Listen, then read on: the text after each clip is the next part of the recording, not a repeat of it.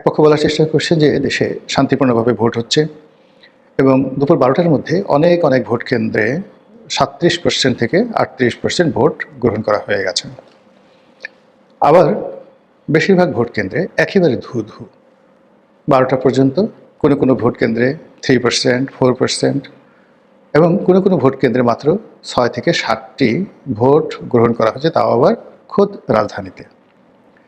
অন্যদিকে টুঙ্গিপাড়া এবং যে সকল এলাকাতে টুঙ্গিপাড়া, গোপালগঞ্জ সহ যে সকল এলাকাতে আওয়ামী লীগের খুব বেশি প্রাধান্য রয়েছে, সেই জায়গাতে ভোটাররা এই দুপুর পর্যন্ত ভোট কেন্দ্রে আসেননি। এই অবস্থায় প্রধান উপদেষ্টা ভোট দিতে গেছেন, অসাধারণ সুন্দর কতগুলো বক্তব্য দিয়েছেন, যেগুলো নিয়ে আর একটা ভিডিও করব। ভোটের ফলাফল কোন দিকে যাবে? আজকে রাতের মধ্যে ভোটের ফলাফল প্রকাশিত হবে, নাকি দু একদিন দেরি হবে? হ্যাঁ ভোটের কি হবে, না ভোটের কি হবে?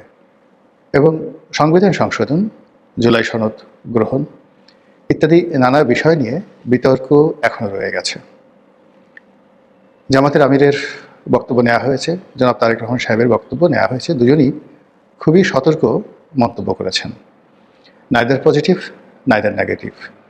খুব আশাবাদীও নয়, আবার আতঙ্কগ্রস্ত নন তারা। এর মধ্যে তারেক রহমান সাহেব, তার স্ত্রী এবং তার কন্যা তিনজনে বৃদ্ধাঙ্গুল উঁচু করে যে চিহ্ন তারা দেখিয়েছে, এতে আমরা সবাই জানি যে তারা বিজয়ের ব্যাপারে খুব আশাবাদী। থাম দেখানো, উঁচু করে থাম দেখানো মানে আমরা নিশ্চিত বিজয়ের দিকে যাচ্ছি। তার যারা ভক্তকুল তারা বলার চেষ্টা করছেন এই তিনজনের মধ্যে অন্তত দুইজন প্রধানমন্ত্রী রয়েছেন আগামী দিনের, তারেক রহমান, জায়েমা রহমান এবং তার স্ত্রী জুবাইদা রহমান। আবার অন্যদিকে যারা জামাতের লোকজন তারা এখনও পর্যন্ত আলহামদুলিল্লাহ, সুবহানাল্লাহ, আল্লাহু আকবার, জাযাকাল্লাহ খায়রান এ সকল কথাবার্তা তারা বলে যাচ্ছেন, নিশ্চিত বিজয়ের দিকে তারা এগোচ্ছেন। তাদের যে সকল সোশ্যাল ইনফ্লুয়েন্সার রয়েছেন, যেমন আহমদুল্লাহ, মিজানুর রহমান আজহারি, যাদের প্রচুর ফ্যান এবং ফলোয়ার রয়েছেন, তারা ইতিমধ্যেই তাদের যারা সাপোর্টার রয়েছেন তাদেরকে উদ্বুদ্ধ করার জন্য নানা রকম বক্তৃতা দিয়ে যাচ্ছেন। ইতিমধ্যে তারা ভোট দিয়েছেন এবং একই সঙ্গে তারা আল্লাহর মদত কামনা করেছেন, ইত্যাদি ইত্যাদি আরও অনেক কিছু। তো দুনিয়ার এই সকল যে বাস্তব অবস্থা, তার সঙ্গে আসমানি ফয়সালার কী ধরনের সংযোগ রয়েছে তা হয়তো রাত ৮টা-৯টার মধ্যে বোঝা যাবে। অর্থাৎ বিকেল ৫টার মধ্যে ভোট কেন্দ্রে যে ফলাফল, সেই ফলাফলটা মোটামুটি নির্ধারিত হয়ে যাবে। এখানে অনেকে আশঙ্কার কথা বললেও আমি প্রথম থেকে বলছিলাম যে ভোট কেন্দ্রে আসলে ওইভাবে ব্যাপক মারামারি হবে না। ভোট নিয়ে সন্ত্রাস করা ঠিক ওইরকম কিছু একটা হবে না। এই কারণ হলো যে সন্ত্রাস করার জন্য, মারামারি করার জন্য, গুতগুতি করার জন্য যে ব্যাকবোন দরকার, যে জিদ দরকার, পরিবেশ দরকার, পরিস্থিতি দরকার, গত 15টি বছরে আওয়ামী লীগ একেবারে সিরিঞ্জ মেরে, ইনজেকশনের সিরিঞ্জ দিয়ে মানুষের ভিতরে যে বিদ্রোহ করার ক্ষমতা, প্রতিবাদ করার ক্ষমতা, রুখে দাঁড়ানোর ক্ষমতা, যে জিনিসগুলো রয়েছে, প্রতিটি জিনিস সিরিঞ্জ দিয়ে এমনভাবে টেনে নিয়ে গেছে যে মানুষ এখন রাগ হতেই পারে না। আর মানুষ খুব সহজে ভয় পায়, মব দেখলে ভয় পায়, পুলিশ দেখলে ভয় পায়, মিলিটারি দেখলে ভয় পায়।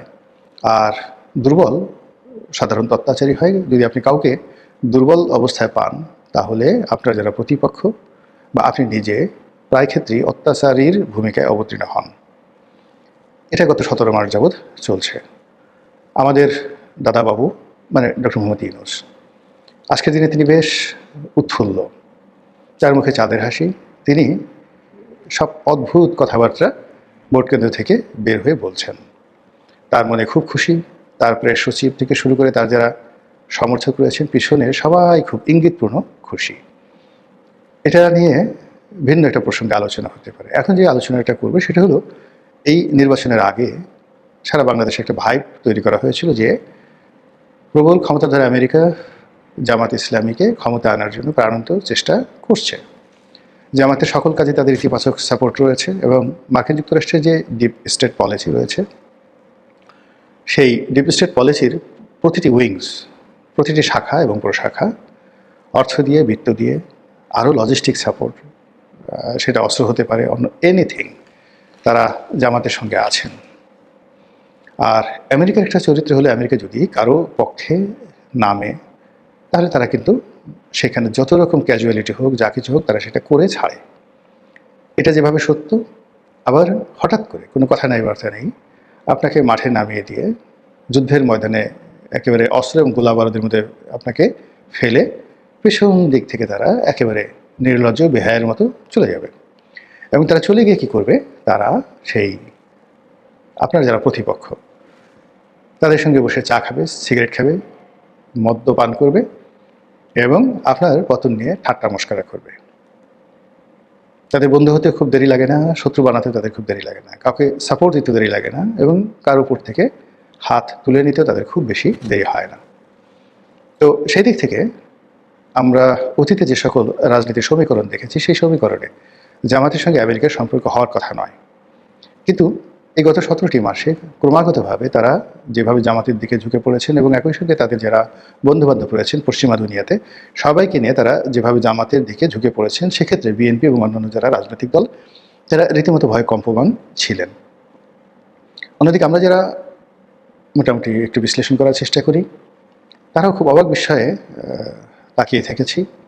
জামাতের সঙ্গে আমেরিকার সম্পর্কের নানা রকম ইতিবাচক নেতিবাচক যে বিষয়গুলো আমরা বোঝার চেষ্টা করেছি, বলার চেষ্টা করেছি, কিন্তু এই নির্বাচনের দিনে এসে মনে হচ্ছে যে আমেরিকা তাদের যে আশীর্বাদ জামাতের উপর সেটি হয়তো তুলে নিয়েছে। সেই যে চট্টগ্রামের একটা বিখ্যাত গান আছে, মধু হই হই মোরে বিষ খাওয়াইলা বা বিষ হাওয়াইলা, এরকম ওদের আঞ্চলিক ভাষায় গান গায়। মিষ্টি মিষ্টি কথা বলে প্রেমিক কাছে আসে, তারপর প্রেমিকাকে বা প্রেমিককে সেই মধুর কথার ছলে তাকে বিষ খাইয়ে তারপর সে ভেগে যায়। এটা কেন? এই গানের মধ্যে আবহমান বাংলার একটা সংস্কৃতি রয়েছে।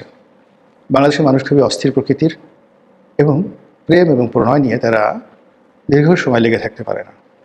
ফলে আরব দেশের সেই লাইলি মজনু কিংবা শিরি ফরহাদের মতো অমর প্রেম কাহিনী কিংবা ইসুফ জুলাইখার মতো অমর প্রেম কাহিনী আমাদের দেশে কখনো তৈরি হয়নি।